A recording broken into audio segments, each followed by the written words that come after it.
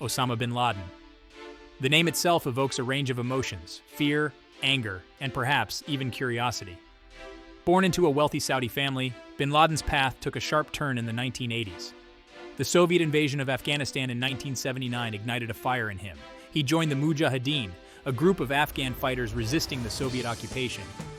What's intriguing is the CIA's role in this conflict. The agency, under Operation Cyclone, funneled billions of dollars in support of the Mujahideen. This included training and arming fighters, some of whom, like Bin Laden, would later turn against the West. The relationship between the CIA and Bin Laden during this period remains shrouded in secrecy. Was he a direct beneficiary of CIA support? Or did their paths simply cross in the chaotic landscape of the Afghan war? The details are murky, often obscured by conflicting accounts and classified information. Some argue that Bin Laden was merely a fringe figure, operating independently of the CIA's core network.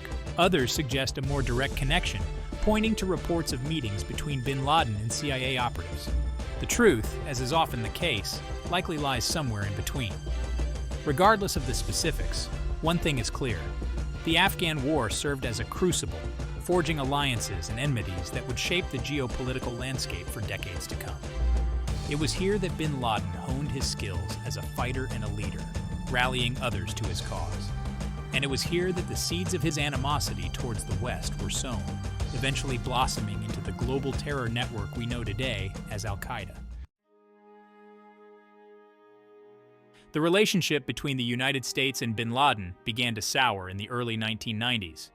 The collapse of the Soviet Union in 1991 left a void in Afghanistan, and various factions, including the Mujahideen, vied for control. Bin Laden, disillusioned by the West's growing influence in the region, became increasingly vocal in his opposition to U.S. foreign policy. The breaking point came in 1991 with the First Gulf War. The U.S. military presence in Saudi Arabia, Islam's holiest site, enraged Bin Laden. He saw it as a desecration and a sign of American imperialism. He publicly denounced the Saudi government for allowing U.S. troops on their soil, further alienating himself from his former benefactors. In 1996, Bin Laden issued his first fatwa, a religious decree calling for attacks against U.S. interests worldwide. He condemned the United States for its support of Israel, its sanctions against Iraq, and its military presence in the Middle East. Al-Qaeda, the organization he founded in the late 1980s, became a vehicle for his increasingly violent ideology. The transformation was complete. Bin Laden, once a U.S. ally in the fight against communism, was now a sworn enemy, determined to strike at the heart of the West. This shift from ally to adversary marked a turning point in the global fight against terrorism, setting the stage for the events that would unfold on September 11, 2001. The shift in Bin Laden's stance toward the U.S. wasn't a sudden about-face. It was a gradual erosion of trust, fueled by a growing sense of betrayal. Bin Laden, along with many in the Muslim world, felt that the West had manipulated and exploited them for their own geopolitical gains. The CIA's involvement in the Afghan war, while initially seen as a necessary alliance against a common enemy, left a bitter aftertaste. The agency's support for brutal warlords, its willingness to turn a blind eye to human rights abuses, and its perceived double standards in dealing with the Muslim world, all contributed to a climate of suspicion and resentment. Bin Laden's experience in Afghanistan, fighting alongside the Mujahideen, exposed him to the complexities of international politics. He witnessed firsthand the devastating consequences of foreign intervention and the often hidden agendas of powerful nations. This experience, coupled with his deep religious convictions, shaped his worldview and fueled his animosity towards the West. The seeds of distrust sown during the Afghan war eventually grew into a full-blown conflict. The relationship between Bin Laden and the CIA, once characterized by a shared goal, had devolved into a dangerous game of cat and mouse, with each side viewing the other with suspicion and hostility. Al-Qaeda, meaning the base in Arabic, emerged in the late 1980s from the ashes of the Afghan war. It was envisioned as a pan-Islamic movement, uniting Muslims around the world against perceived Western aggression. Bin Laden, with his charisma, wealth, and experience, became the figurehead of this growing movement. Al-Qaeda, unlike traditional terrorist organizations, operated as a decentralized network. It had no fixed headquarters or formal hierarchy. making it difficult to track and dismantle. Its members, drawn from various countries, were united by a shared ideology, a hatred for the West, and a desire to establish a global Islamic caliphate. The organization's tactics evolved over time, from small-scale attacks against specific targets to large-scale coordinated assaults aimed at inflicting maximum casualties and terror. The 1993 World Trade Center bombing, the 1998 U.S. Embassy bombings in East Africa, and the 2000 USS Cole bombing were all stark reminders of Al-Qaeda's growing reach and lethality. Bin Laden, through his fiery pronouncements and strategic guidance, transformed Al-Qaeda into a formidable force. He skillfully exploited the power of modern media, using video messages and internet forums to spread his message of hate and incite violence. His words resonated with a small but significant segment of the Muslim population, disillusioned by poverty, oppression, and the West's perceived war on Islam. Section 5911 and the aftermath. Bin Laden's whereabouts. The attacks of September 11, 2001 changed the world forever. The collapse of the Twin Towers, the attack on the Pentagon, and the downing of Flight 93 in Pennsylvania shocked the world and plunged the United States into a new era of fear and uncertainty. Bin Laden, in a video message released shortly after the attacks, claimed responsibility, cementing his image as the world's most wanted terrorist. The U.S. government, under President George W. Bush, launched the War on Terror, invading Afghanistan and toppling the Taliban regime, which had harbored bin Laden and his followers. The hunt for bin Laden became a top priority, with a $25 million bounty placed on his head. Yet, despite a massive manhunt, bin Laden remained elusive, his whereabouts unknown. Years turned into a decade, and still, there was no sign of bin Laden. Some speculated that he was hiding in the remote, mountainous regions along the Afghan-Pakistan border. Others believed he was being sheltered by sympathetic tribesmen or had even succumbed to illness, his death kept secret to avoid making him a martyr. The lack of concrete information fueled a wave of conspiracy theories. Some questioned whether bin Laden was even still alive, arguing that his death had been faked to justify the ongoing war on terror. Others went further, claiming that he was still working with the CIA, a pawn in a larger geopolitical game. Section 6, the Pakistan hideout, a convenient narrative. The official narrative surrounding bin Laden's death in 2011 is well known. The U.S. government claimed that he was killed in a raid by Navy SEALs on a compound in Abbottabad, Pakistan. The location of the compound, a mere 100 miles from Pakistan's capital Islamabad, raised eyebrows. How could the world's most wanted man be hiding in plain sight, so close to Pakistan's military academy? The Pakistani government denied any knowledge of bin Laden's presence in the country, a claim met with skepticism from many quarters. Pakistan, a key U.S. ally in the war on terror, had received billions of dollars in aid. The idea that they were unaware of bin Laden's whereabouts, especially given his proximity to a major military installation, seemed implausible. Skeptics pointed to the timing of the raid, which came just months before the 2012 U.S. presidential election. The successful operation served as a major political victory for President Barack Obama, boosting his re-election chances. Was it a coincidence that bin Laden was found just when the Obama administration needed a win? The official story, while presented with great conviction, left many unanswered questions.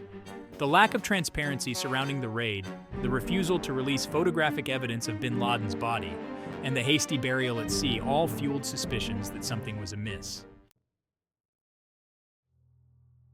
Section 7. The curious case of the missing body. The U.S. government's decision not to release photographs of bin Laden's body was particularly controversial. Officials claimed that the images were too gruesome and could incite further violence. However, critics argued that the release of such evidence was crucial to dispel doubts and confirm bin Laden's demise. The absence of visual proof fueled speculation that bin Laden might still be alive. Conspiracy theories abounded, claiming that the body was a double, that he had escaped during the raid, or that he was being held captive at a secret location. The lack of a public funeral, a customary practice in Islam, further fueled these theories. The official explanation for the sea burial was that it was done in accordance with Islamic tradition. However, some Islamic scholars disputed this claim, arguing that burial at sea is only permissible in specific circumstances, such as when death occurs at sea and land, is not reachable. The handling of bin Laden's remains, shrouded in secrecy and contradiction, only added to the mystery surrounding his death. It raised more questions than it answered, leaving many to wonder why the US government was so reluctant to provide concrete evidence of his demise. Adding to the intrigue are the inconsistencies between eyewitness accounts of the raid and the official version of events. Some reports suggest that bin Laden was unarmed when he was shot, contradicting initial claims that he had resisted arrest. Others claim that there were more casualties than officially acknowledged, including women and children. Furthermore, the official story has been challenged by investigative journalists and researchers who have uncovered discrepancies in the government's timeline and details of the operation. Books like The Killing of Osama Bin Laden by Seymour Hersh and The Dirty Wars by Jeremy Scahill present compelling counter-narratives, questioning the official account and alleging a cover-up. Even the 9/11's Commission report, the result of a comprehensive investigation into the attacks, leaves room for doubt. The report itself acknowledges that some information remains classified and that certain aspects of the events leading up to 9/11's are still not fully understood. The lack of a transparent and independent investigation into the Abbottabad raid has only deepened the sense of mystery surrounding bin Laden's fate. Without access to all the facts, it's impossible to say with certainty what really happened that night in Abbottabad. The possibility, however remote, that bin Laden might still be alive raises unsettling questions. Could he still be actively involved in planning attacks? Is Al-Qaeda, despite the loss of its charismatic leader, still a potent threat, capable of striking at the heart of Western civilization? Some conspiracy theorists believe that bin Laden's death was staged to allow him to go underground and operate from the shadows. They argue that he is still calling the shots, directing terrorist operations from an undisclosed location. While this theory may seem far-fetched, it's not entirely implausible. Al-Qaeda, even without bin Laden at the helm, has proven to be a resilient and adaptable organization. It has spawned numerous offshoots and inspired a new generation of jihadists. The group's ideology, fueled by anti-Western sentiment and readily available online, continues to attract followers worldwide. The threat of terrorism, while perhaps less centralized than it was during bin Laden's reign, remains a significant concern. The possibility, however slim, that he might still be alive and active serves as a stark reminder of the enduring nature of this threat. Perhaps the most unsettling conspiracy theory surrounding bin Laden is the alleged connection between him and the CIA. Some believe that the relationship between the two, far from ending with the 9/11 attacks, continued long after. They point to the fact that bin Laden was never captured during the Afghan War, despite the US having boots on the ground and a vested interest in finding him. These theories suggest that bin Laden was, in essence, a CIA asset, used to further US interests in the region. They argue that the 9/11's attacks were an inside job, orchestrated or allowed to happen to justify the invasion of Afghanistan and Iraq, securing US access to oil and strategic resources. While there is no concrete evidence to support these claims, the CIA's history of covert operations, regime change, and alliances with unsavory characters lends a degree of plausibility to these theories. The agency's involvement in Operation Cyclone, which inadvertently helped arm and train future Al-Qaeda fighters, is a case in point. The CIA, known for its secrecy and its willingness to operate in the shadows, has long been a target of conspiracy theories. Its alleged connection to bin Laden, whether true or not, highlights the deep mistrust that exists between intelligence agencies and the public they are sworn to protect. The truth about bin Laden's relationship with the CIA, his death, and his alleged continued involvement in terrorism is likely to remain elusive. The classified nature of intelligence operations, coupled with the government's reluctance to address inconsistencies in the official narrative, makes it difficult to separate fact from fiction. However, the pursuit of truth is paramount. The events of 9/11 and their aftermath have had a profound impact on the world, shaping domestic and foreign policy, eroding civil liberties, and fueling a climate of fear and suspicion. Understanding what really happened, even if it means confronting uncomfortable truths, is essential for moving forward. A good starting point would be greater transparency from the US government. Releasing classified documents related to bin Laden, the 9/11 attacks, and the Abbottabad raid could help shed light on the many unanswered questions surrounding these events. An independent investigation into the Abbottabad raid, conducted by a nonpartisan body, could also help dispel doubts and restore public trust. Until then, the bin Laden enigma will persist, a source of endless speculation and debate. The truth, as the saying goes, is out there, buried under layers of secrecy, misinformation, and perhaps deliberate obfuscation. The legacy of Osama bin Laden, regardless of his current status, continues to cast a long shadow over the world. The war on terror, launched in response to the 9/11 attacks, has had far-reaching consequences, shaping global politics, redefining national security priorities, and impacting the lives of millions. The rise of ISIS, the Syrian civil war, the refugee crisis, and the growing tide of Islamophobia can all be traced back in some way to the events of 9/11 and the subsequent war on terror. The world we live in today, characterized by heightened security measures, mass surveillance, and a pervasive sense of fear, is in many ways a product of the bin Laden era. The doubts and uncertainties surrounding his death only serve to complicate matters. They erode trust in government, fuel conspiracy theories, and make it difficult to have an honest conversation about the root causes of terrorism and the effectiveness of current counterterrorism strategies. Until these questions are addressed, the shadow of doubt will remain, hindering our ability to learn from the past and chart a more peaceful and secure future. The bin Laden enigma, far from being a historical curiosity, continues to have profound implications for the present and the future. It's a reminder that the wounds of the past, if left unexamined and unhealed, can continue to fester and shape the course of human events for generations to come.